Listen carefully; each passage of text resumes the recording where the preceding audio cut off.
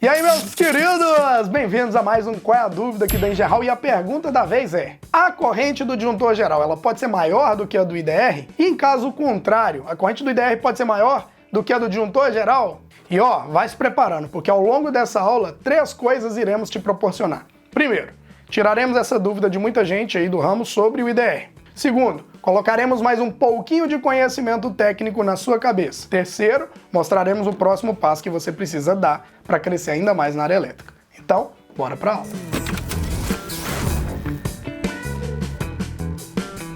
Bom, como é de praxe, antes de sabermos se o disjuntor geral ele pode ser maior do que o IDR, nós precisamos nivelar o conhecimento de todo mundo aqui.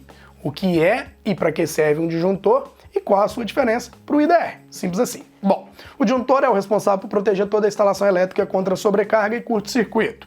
Ele atua interrompendo a energia em caso de uma sobrecarga ou curto-circuito, evitando também o incêndio, tá? O disjuntor geral é dimensionado de acordo com a capacidade de carga elétrica da instalação, a carga instalada como um todo, e ele leva em consideração a soma de todos os equipamentos e dispositivos conectados na instalação. Já o IDR, ele é o interruptor diferencial residual, e o seu trabalho é proteger as pessoas contra choques elétricos, interrompendo automaticamente a energia em caso de uma corrente de fuga. Como ele atua automaticamente em caso de uma fuga, ou seja, de um vazamento de energia, ele acaba economizando energia. Afinal, ele vai desligar o sistema na hora da falha e você não será surpreendido com aquela conta de luz alta lá no fim do mês, quando se tem um dispositivo DR instalado na casa. Então, sim, DR é vida, tá? Bom, agora que já sabemos a função aí de cada um, do disjuntor, do IDR, vamos à resposta que todos querem saber. Afinal, o disjuntor geral ele pode ser maior que o IDR? A resposta é curta demais. Depende.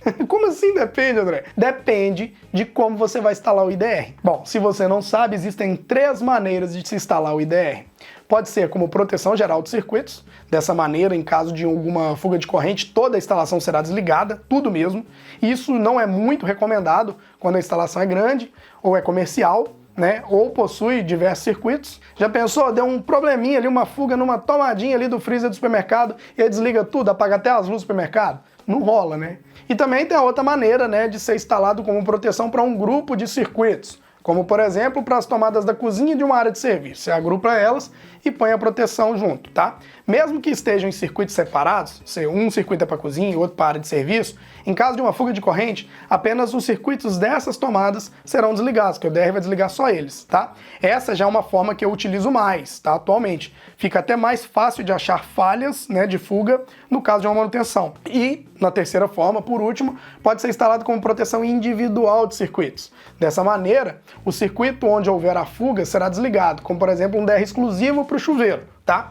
Essa já é uma forma que custa mais caro para o cliente, porque você coloca vários DRs, porém, dependendo do projeto, é melhor sim colocar dispositivo DR individual mesmo, tá? Enfim, respondendo à pergunta, disjuntor geral pode ser maior que IDR? Se você optar pelo IDR como proteção geral do QDC, a resposta é não, tá? Nessa ligação, o IDR ele precisa ter uma corrente igual ou superior à corrente do disjuntor geral, já que os componentes internos do IDR, eles precisam suportar a mesma corrente que o disjuntor suporta, tá? Tudo que vai passar no disjuntor geral passa dentro dele, então ele não pode torrar, simplesmente isso, ele não pode estragar, tá? Ele precisa aguentar. Agora, se você optar pela proteção por grupo de circuitos, ou até mesmo por circuito individual, aí sim o disjuntor geral do QDC, ele tende a ser maior do que o IDR. Com isso, logicamente, os disjuntores parciais dos circuitos protegidos por esse IDR serão iguais ou inferiores à capacidade dele. Que aí, no caso, o IDR tem que ser compatível com o grupo de circuitos ou com o circuito que ele está protegendo, tá? Bom, resumindo, o que você precisa ter em mente é: o IDR sempre precisará suportar a capacidade de corrente que irá passar naquele trecho ao qual ele está protegendo. Exemplo, vamos botar na prática que fica mais fácil.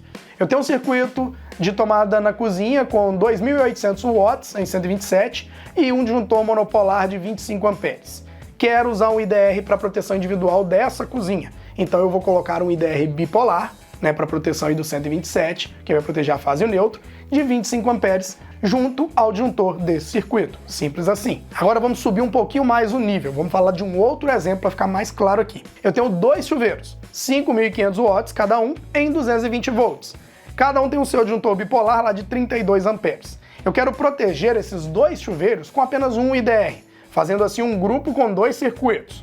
Nesse caso, eu multiplico a potência, 5.500 watts, vezes 2, porque são dois chuveiros, dá 11.000 watts. Dividindo isso pela tensão, que é 220 volts, nós temos 50 amperes. Como eu não tenho um IDR de 50 amperes, logicamente eu vou usar um IDR de 63 amperes antes dos dois disjuntores de 32 amperes, tá?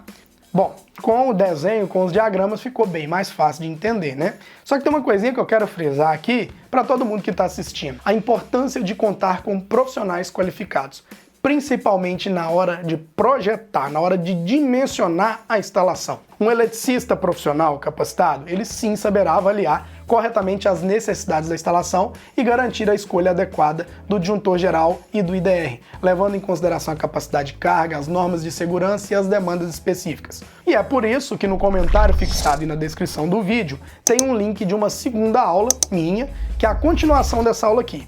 Mas ó, essa aula, ela não tá pública aqui no canal da Engerral. Ela é destinada apenas a eletricistas ou pessoas que querem dar um passo a mais na carreira e entender de vez essa parte de dimensionamento, tá? Tabela normativa, cálculo de projeto e tudo isso, tá?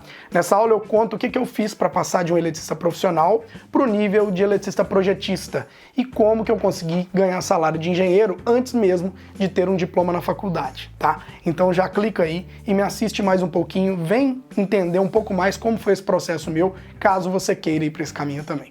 Agora fala pra mim, gostaram da aula de hoje? Eu mereço o seu like e também o seu compartilhamento? Então faz isso, né, moço? Me ajuda a divulgar aí, né? Ao lado tá aparecendo mais vídeos aqui do canal, inclusive eu deixo a aula que eu acabei de falar aqui embaixo também pra você assistir, e abaixo tem um quadradinho com o site oficial aqui do Grupo Engerral, tá bom? Obrigado pela presença, pela audiência, pela paciência, meu querido. Até breve, tchau, obrigado.